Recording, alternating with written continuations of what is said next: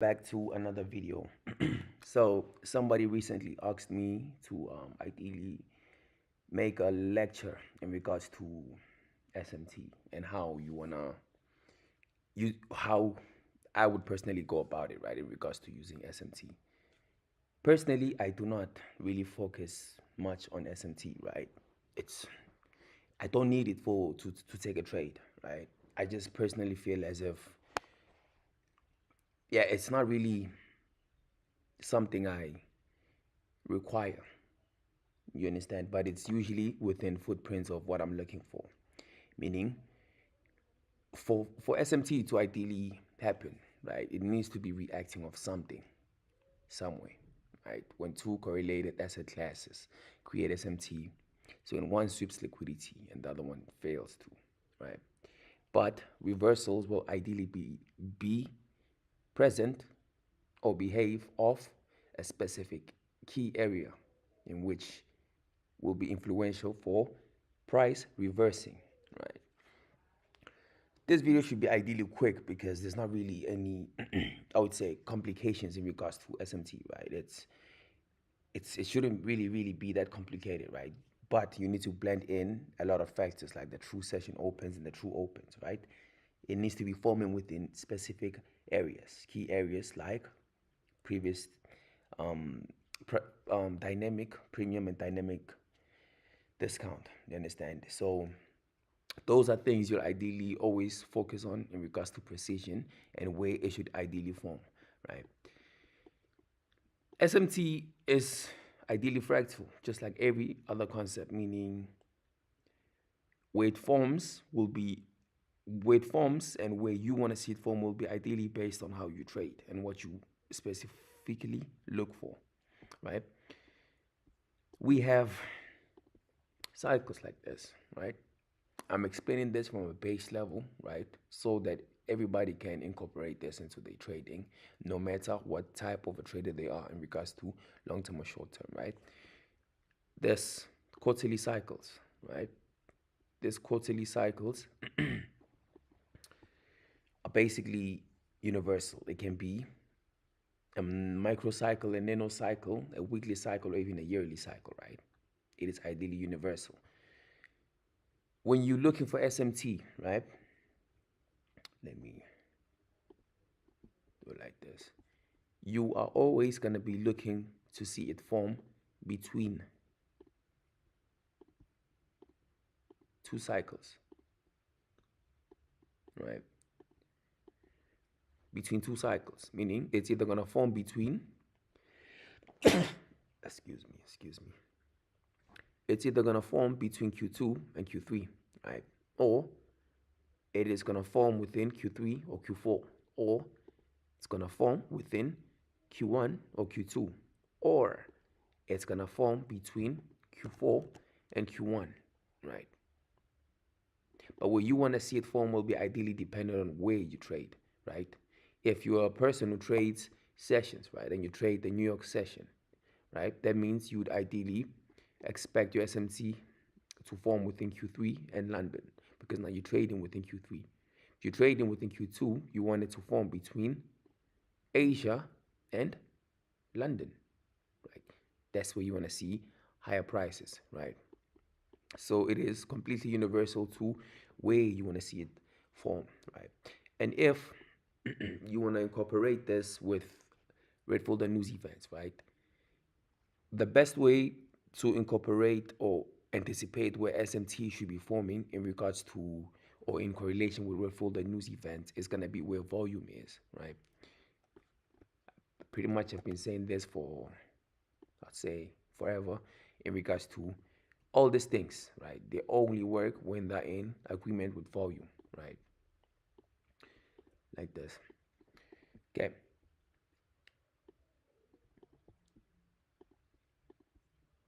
We can say we are having red folder news events right here within Q3, right? The time would be ideally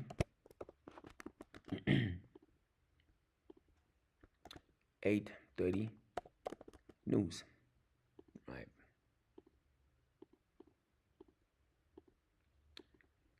Okay, that should be good, right? That is ideally where you anticipate SMT forming.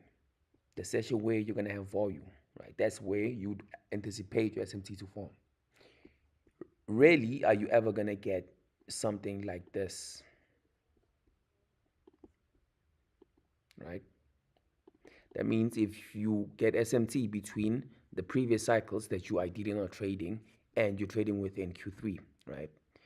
Your SMT would have to be within the internal range right here, which is ideally in agreement with the overall order flow of the day. Meaning, when you have red folder news events like this and you're still looking for higher prices, right? Your SMT would have to be forming within Q3, but within internal cycles within Q3, right? In this case, we can say it is like this. Let's do it like this.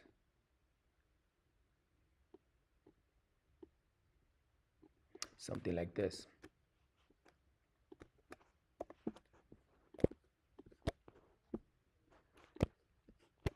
Okay, trying to copy this. It would be ideally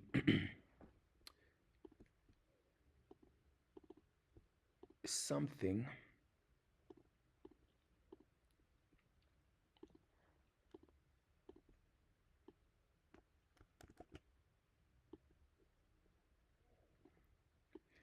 like this, which is SMT. This color is not as clear.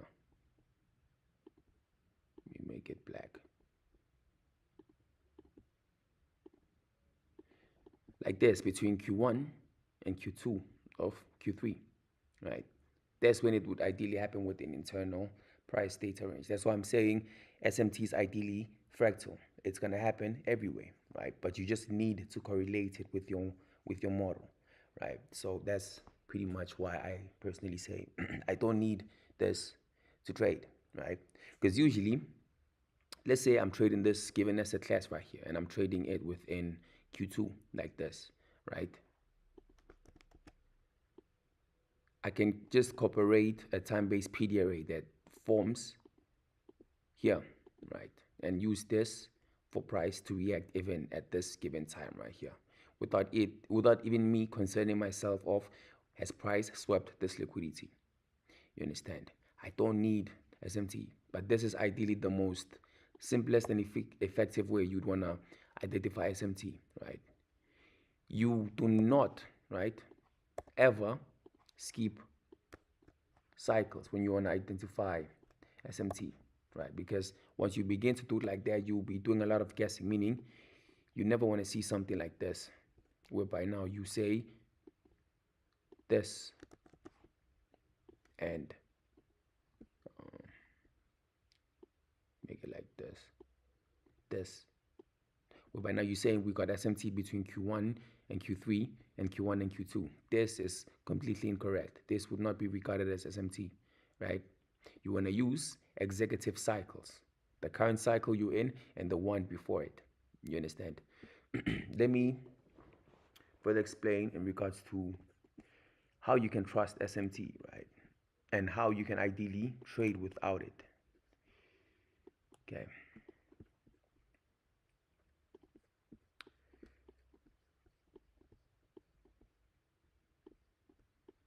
Gonna open NASDAQ on this one right here. Okay. I am gonna disable this and this. Then I'll copy this. Okay, perfect. Okay, if you me do this. Okay, if you look at this given price range right here, in fact, let me only use this just to make everything simpler, right? If you look at this given price range right here, right, you'll notice that we have this low on US 30, right? This is the lowest low, and it ideally formed where? Within Q3. right? Just right after sweeping this low right here, right? Which is formed where? Within Q2, right? You don't want to be referring to any other lows, even if this low right here could have been swept here and then here it wasn't. You don't want to refer far back like that. You just want to refer to the current quarter you were in and the previous one's liquidity, right? And how do you identify its liquidity? You just mark out the range, right? The full range, right? And the range is high and low. That's your true liquidity, right? The range is high and low. Same as right here within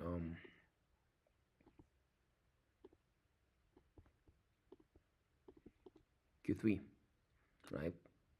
The range high and the range low, that is time-based liquidity for the specific cycle. You understand? One thing you also need to understand, there's either going to be two ways in which this low is going to ideally initiate reversals, right? These are going to be two factors that you're always going to have to consider, right? That means price within this current chart, this asset class, right, is either going to be reversing. Let me do this just so we don't get confused. Right now, right? The only thing we should be focused on is these two cycles right here. 1, 2. Forget everything else. Meaning the only line of focus right now in regards to data will be this. Let me make it white. Right. This is the only data range that we are focused on, right?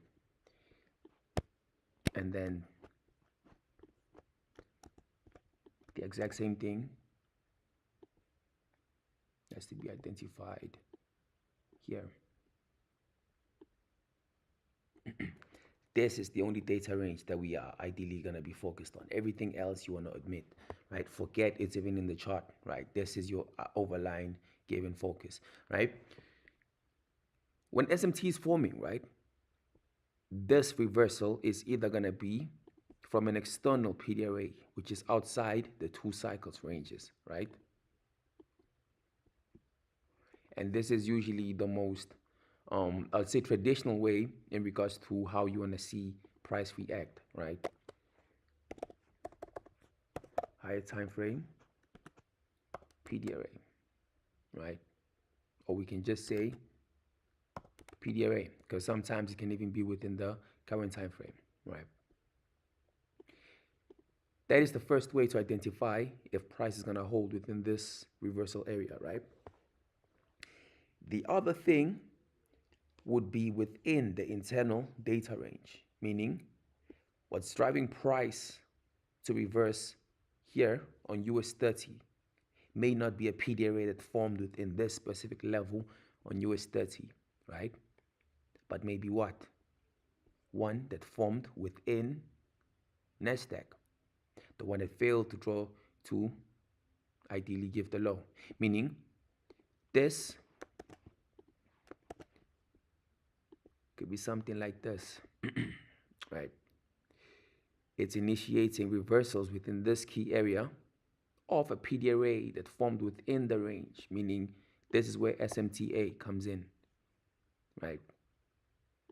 Okay, let me add in a few more additions.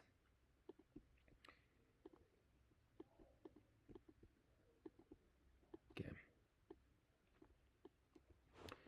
Within this Q2 and Q3 range, right? And this one too, right? You'll notice the low formed where? Within Q3, right? The low formed within Q3. But here, it failed, right? Failed to sweep this low, right? Meaning something here was holding price back from going any lower, right? Within Q3. So, if I mark out Q3 like this and refer back to the previous range, right? It's always going to be the first one that you have to focus on, right? One thing you will notice, right? I'm pretty sure you might be catching up or catching on. We have this right here, which is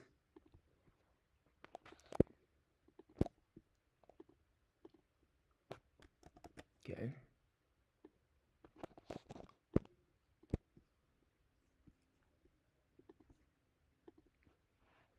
Q3 time based fair value gap,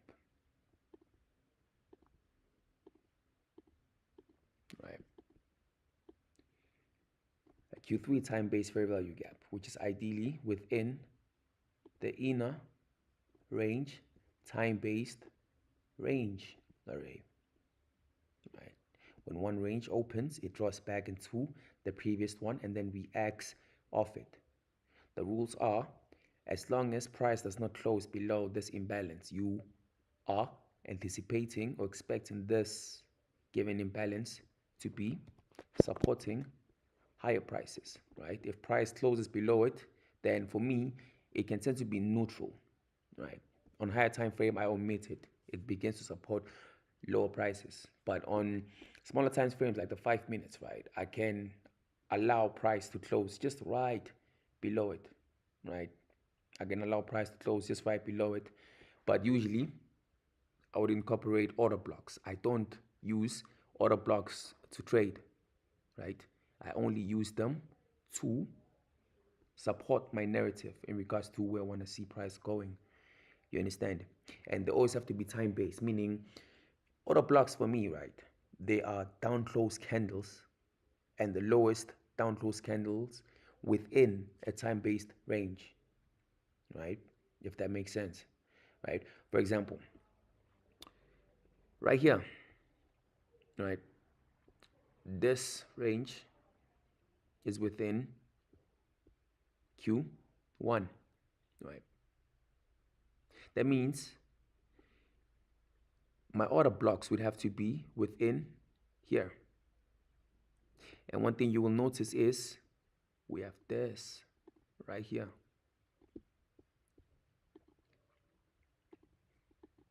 This executive down close candles, this one. You can combine them into both because they're within the range, right? These are the lowest down close candles within the time-based range array, the Q1 time-based range array. So for me, that is a time-based order block, right? Supporting higher prices. And the rules are it should never, ever close below the mean threshold, right? The mean threshold is the midpoint of an order block, right? Can I outline it using the bodies or the wicks? Either way, it's a preference, right? Whichever one is fine, right? But for me, I don't just use order blocks like this, right? I prefer them to have imbalances in correlation to them, meaning above it, there should be a time-based PD array, which is an imbalance. That's how I can trust and incorporate it. You understand? That's the only way. If you want to use them for trades, executions, just make sure the easiest ones that will be highly efficient and effective, right, will be the ones that have imbalances within them, right? Hopefully that makes sense, right? Okay, let me remove this and then we get back to what we were saying. So within this Q3 time-based range array, price draws into the range, does not close below the imbalance, right? Then begins to react higher, right?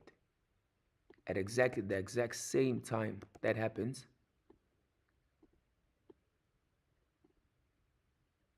okay, price, right, on US 30 begins to distribute higher, right? Meaning this is SMTA, right? If I can do this, I'm gonna say move forward like this. This is SMTA, meaning this imbalance right here, right, is ideally influencing price reacting right here, right? If I am to explain this in the simplest of ways, right, it's dynamically transferring itself to the sister asset class, which is something like this. Hopefully it makes sense, right? Hopefully it's making sense like this, right? This is basically what SMTA is, right? When one touches an imbalance and the other one has no imbalance, or it doesn't even touch its relative imbalance, right? But one does, but they both react off it, right? That's basically what you're considering in regards to SMTA, right? That's also how you measure volume, you know. This is basically how you want to consider reversals, right? Sometimes, right, it may even be scary, especially when you are looking to see price go lower like this, right? There's two ways in which you can get involved in this. You can either trade the one that's currently reacting off the imbalance, which would be Nasdaq, meaning right there, as soon as price touches the range, you'd go long, right? You go long seeking higher prices, which would be what? Buy side liquidity, which is from most definitely the previous session, which would be that high right there, right? And the price continues going higher, right? Or as soon as this can tend to be very scary, especially when you are still new to the concepts, right? Or you have not seen this play out enough times, right? As soon as Nasdaq, right, draws into that imbalance and touches it, you immediately go long, right, on US 30, right? But the tricky part will be, where can I place my stop, right? Where can I place my stop? A little way I personally approach it in regards to this whole entire concept, right? I would go long, right? I can place my stop. Maybe it can be something like this.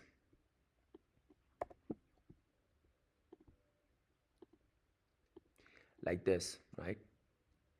But I'm not risking this given amount. I'm just letting price breathe, right? Usually, if I'm seeing large candlesticks ideally go against me, I will immediately kill the trade, right? But as soon as I go long here, right, you want to place your stop at a suitable area in regards to your contracts, right? That's going to be completely unique to you, right? That's why I keep saying trade the one that touches the imbalance, not the one that doesn't, because you don't really know how far price is going to go against you, right? But if you're trading the one that doesn't, that means your main focus is you watching to see this PDRA get respected on Nasdaq, meaning as much as I'm long right here, right? Let me do it like this. When does it get touched to get perfect?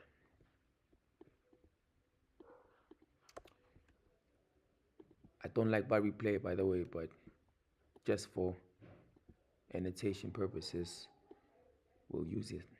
Right, let me even remove this. Okay. Okay.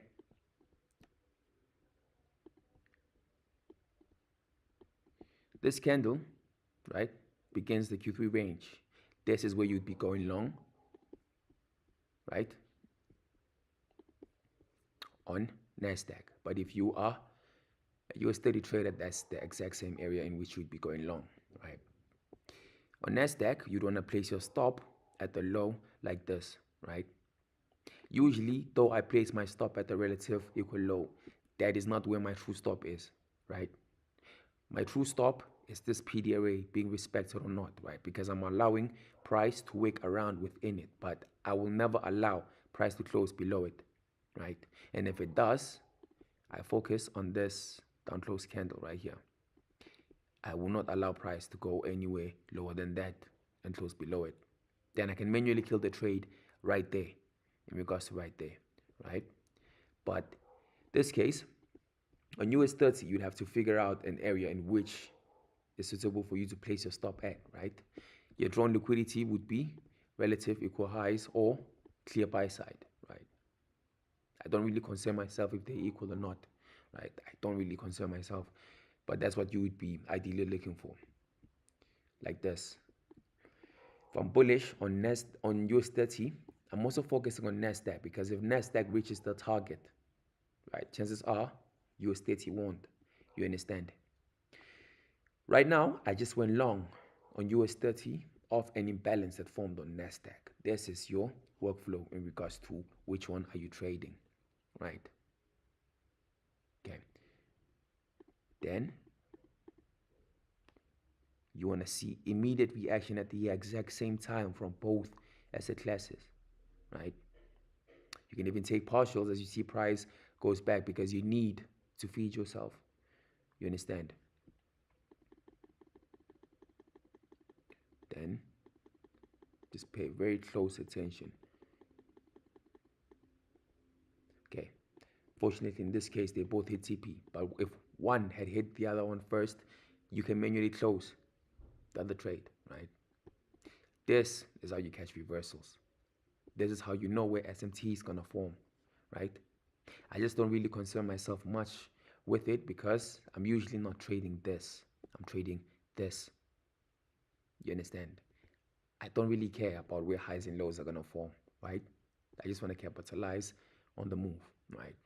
Me entering here or me entering here does not mean this entry is better than this, right? It's very easy to anticipate reversals in regards to this logic and correlations of SMT, but you just need to trade the easier one. And in this case, it would be this one, right? But yeah, with that being said, guys, hopefully you guys learned something new. Hopefully I was able to answer your question in regards to SMT, right? Simple. Just use two executive quarters, right? If you don't know what's gonna drive price to reverse here, focus on the sisters, Nasdaq, ES, and Russell, right? It's that simple. But yeah, guys, with that being said, I don't even know how long this video was, but with that being said, hopefully everybody has a good day and a good weekend. You guys stay blessed.